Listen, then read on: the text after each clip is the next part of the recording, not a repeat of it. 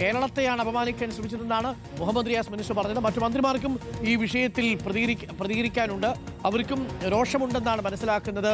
സജോ, ചുരുക്കത്തിൽ PWD മിനിസ്റ്ററെ ഒഴിവാക്കിയത് രാഷ്ട്രീയമായി ഒരു തിരിച്ചടിയായിട്ട് മാറുമോ സജോ BJPക്ക്?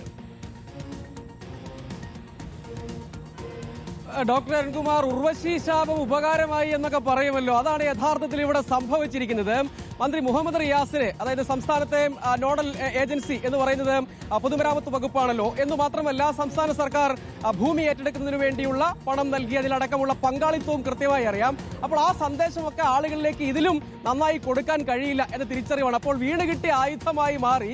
യഥാർത്ഥത്തിൽ ക്ഷണിച്ചിരുന്നെങ്കിൽ ആ പരിപാടിയുടെ സൈഡിൽ ഒരു സാധാരണ പ്രാസംഗികനായോ വേദിയിൽ ഒരു ഇരിപ്പിടമോ ആയി അത് അവസാനിച്ചു പോയേനെ. അതിനും അപ്പുറത്തേക്ക് വലിയൊരു ചർച്ചകളിലേക്ക് വഴി തുറക്കും വിധം ഒന്നായി പോയി. സാധാരണഗതിയിൽ പ്രോട്ടോകോൾ പ്രകാരമാണെങ്കിലും അതല്ല, രാഷ്ട്രീയ മര്യാദയുടെ പേരിലാണെങ്കിലും സുജന മര്യാദയുടെ പേരിലാണെങ്കിലും ക്ഷണിക്കപ്പെടേണ്ടതാണ് എന്ന കാര്യത്തിൽ ആർക്കും തർക്കമുണ്ടാകില്ല. ആ കാര്യത്തെ സംസ്ഥാനത്തെ പ്രതിപക്ഷത്തിന് പോലും എതിർക്കാനും കഴിയില്ല എന്ന കാര്യം ഉറപ്പാണ്. രണ്ട് പരിപാടികളും, അതായത് 10,800 കോടി രൂപയുടെ വിവിധങ്ങളായ പദ്ധതികൾ ഒരേ സമയം ഉദ്ഘാടനം നിർവഹിക്കുകയോ തറക്കല്ലിടലോ ഒക്കെയായാണ് ഒരുമിച്ചുള്ള പ്രഖ്യാപനം എന്ന നിലയ്ക്ക് ഞാനിപ്പോൾ നിൽക്കുന്ന കലൂർ സ്റ്റേഡിയത്തിൽ ഒരുക്കിയ വേദിയിലാണ് ഈ പരിപാടി നിശ്ചയിച്ചിരിക്കുന്നത്. കൂടാതെ രാഷ്ട്രീയ പരിപാടിയും NDAയുടെ രാഷ്ട്രീയ പരിപാടിയും ഇവിടെ തന്നെയാണ് നിശ്ചയിച്ചിരിക്കുന്നത്. സ്വാഭാവികമായും സർക്കാർ പരിപാടി എന്ന നിലയ്ക്ക് അതും തിരഞ്ഞെടുപ്പ് ഘട്ടത്തിൽ സ്വാഭാവികമായും സംസ്ഥാനത്ത് പ്രധാന ചർച്ചയാക്കുന്ന ഒന്നാണ്. മറ്റൊന്ന് അദ്ദേഹം പങ്കെടുക്കുന്ന NDAയുടെ രാഷ്ട്രീയ പരിപാടിയാണ്. രണ്ടും ഇവിടെ തന്നെയാണ്, കലൂർ അന്താരാഷ്ട്ര സ്റ്റേഡിയത്തിൽ തന്നെയാണ് നടക്കുന്നത്.